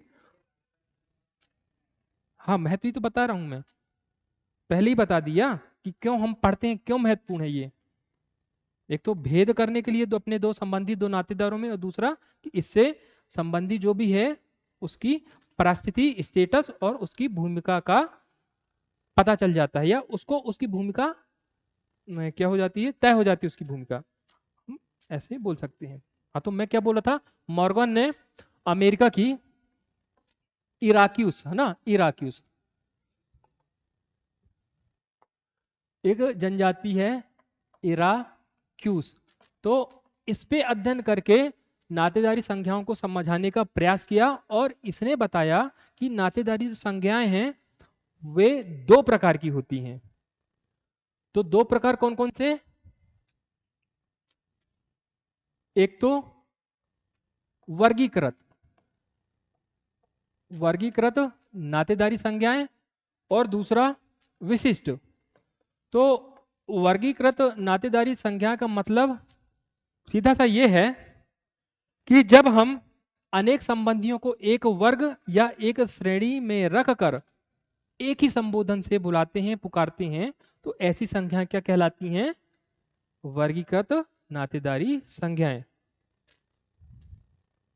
क्या बोलेंगे कि इसमें होता क्या है कि अनेक जो संबंधी हैं उनकी हम बना देते हैं एक श्रेणी या एक वर्ग बना देते हैं, और इसको हम एक संबोधन देते हैं, एक ही संबोधन से सब आ जाओ। बहुत अच्छा एग्जाम्पल इसका क्या है, इंग्लिश में एक शब्द है अंकल और आंटी। अंकल से हम चाचा को ही बुला लेते हैं और मामा को ही बोल देते हैं, फूफा भी आ जाएंगे, है ना, तो किसी को कोई शिकायत नहीं होगी, सब आ जाएंगे। अलग अलग बुलाना है, लेकिन आंटी भी वैसे ही है, चाची मामी मौसी सबको आंटी बोल दो, है ना।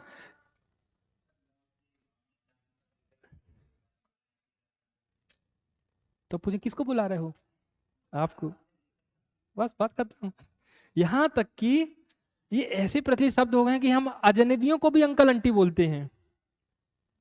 अब अजनबी भी तो बहुत सारे लोग आ जाते हैं, सबको अंकल आंटी, जिनको नहीं जाते हैं अब क्या बोले, तो स्त्री हुई तो आंटी, है ना, और पुरुष हुआ तो अंकल। तो एग्जाम्पल आप दे सकते हो किसका, अंकल और आंटी का, ये तो एक एग्जाम्पल हो गया। इसके अलावा हम असम की एक जनजाति है सेमा नागा, असम, है ना। तो ये पहला एग्जाम्पल। दूसरा एग्जाम्पल, जो असम है उसमें सेमा नागा नामक एक जनजाति रहती है, और ये जनजाति एक शब्द का प्रयोग करती अजा। अब ये अजा किसके लिए प्रयोग करते हैं, इस अजा शब्द से ये माँ को भी बुला लेते हैं, माँ की बहन यानी मौसी को भी बुलाते हैं, और पिता के भाई की पत्नी यानी चाची, इन तीनों के लिए यूज होता है। ठीक है, तो इससे माँ, मौसी और चाची, इन तीनों के लिए अजा शब्द का संबोधन करते हैं। इसी तरह से एक और एग्जांपल ले सकते हैं हम, एक कुकी जनजाति है, कुकी विद्रोह पढ़ते हैं हम हिस्ट्री में, तो कुकी जो जनजाति है ये हेपू शब्द का उपयोग करती है। अब हा? यार ये है तो भारत की, अब एग्जैक्ट लोकेशन तो मुझे याद नहीं है, लेकिन है भारत की ना। अब राज्य पूछ रहे हैं, है ना। हाँ तो इम्पोर्टेंट भी नहीं है, तो एक राज्य में नहीं कई में है, तो भारत का सिर्फ कुकी जनजाति अपने आप में पर्याप्त है। तो इसलिए मैंने ज़्यादा उसमें ध्यान भी नहीं दिया कि भाई कहाँ की ये ढूंढूं। हाँ, तो कुकी जनजाति में ये हेपू शब्द किसके लिए उपयोग होता है, इस हेपू शब्द से ये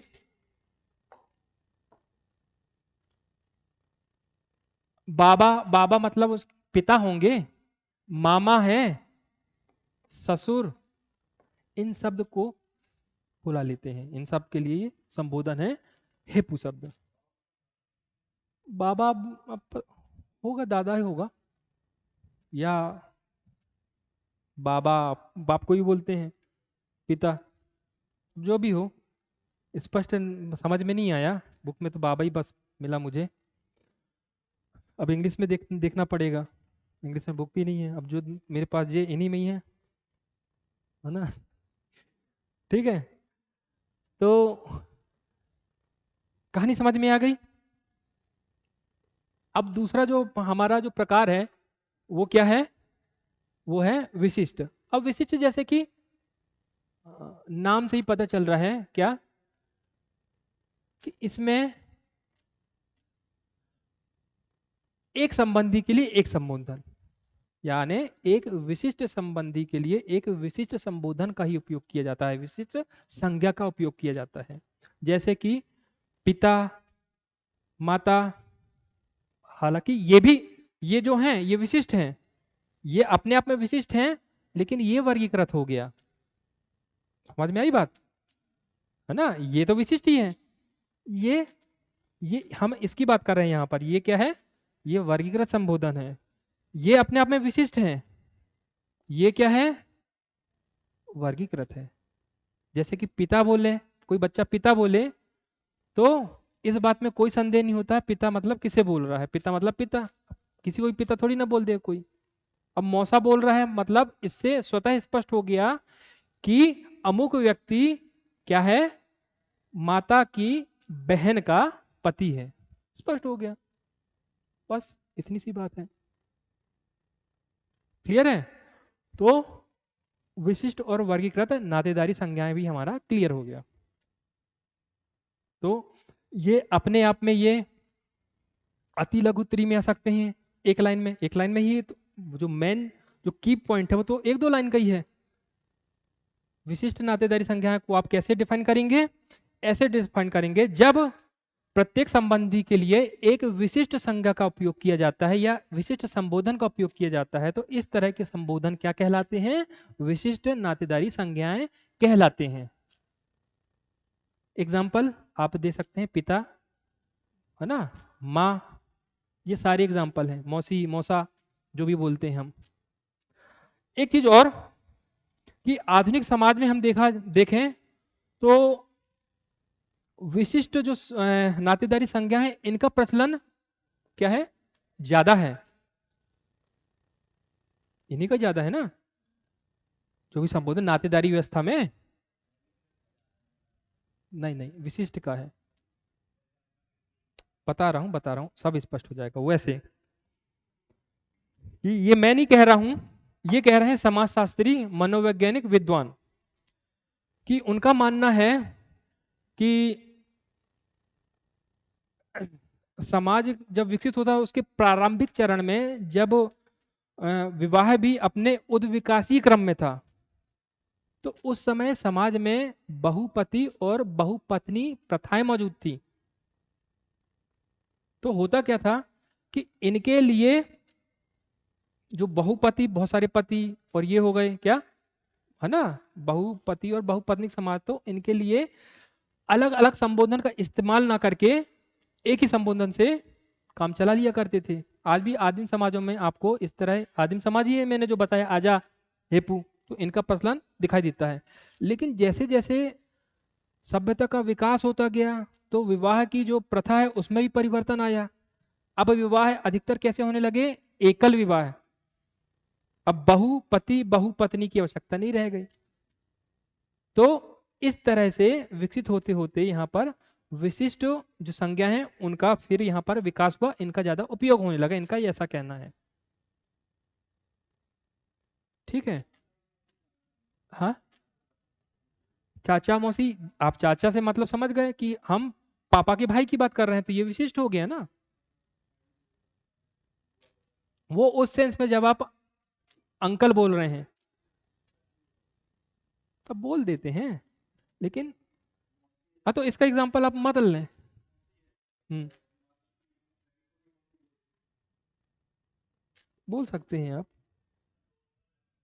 हाँ दोनों में रख सकते हैं। हाँ हाँ, ये चीज भी ध्यान रखिएगा कि पूरी दुनिया में ऐसा कोई भी समाज नहीं है जहां पर विशुद्ध तौर पर या तो विशिष्ट नातेदारी संज्ञाओं का प्रयोग होता हो या फिर वर्गीकृत नातेदारी संज्ञाओं का प्रयोग होता हो। दोनों संज्ञाओं का साथ साथ प्रयोग होता है। जो आपने बताया एग्जांपल ऐसा ही है, साथ साथ प्रयोग होता है। लेकिन यह है कि विशिष्ट नातेदारी संज्ञाओं का ज्यादा प्रयोग होता है। तो ये कहानी थी किसकी? नातेदारी संज्ञाओं की। चलें आगे? नहीं, अब कोई समस्या? अभी नातेदारी संज्ञा होगी, अब रीतियां ही हैं, वही सबसे बड़ा है। रीतियां, हाँ उसमें तो लगेगा यार। जैसे कि 6 हैं, 6 हैं पूरी पूरी। फिर उसके एग्जाम्पल ही बताना है, बहुत सी जनजातियां हैं। टाइम तो लगेगा, बस वही बचा है। हुँ? आधा से ज्यादा हो गया, बस वही संबंध ही है, वो रीतियां ही हैं, बस वो बताना है।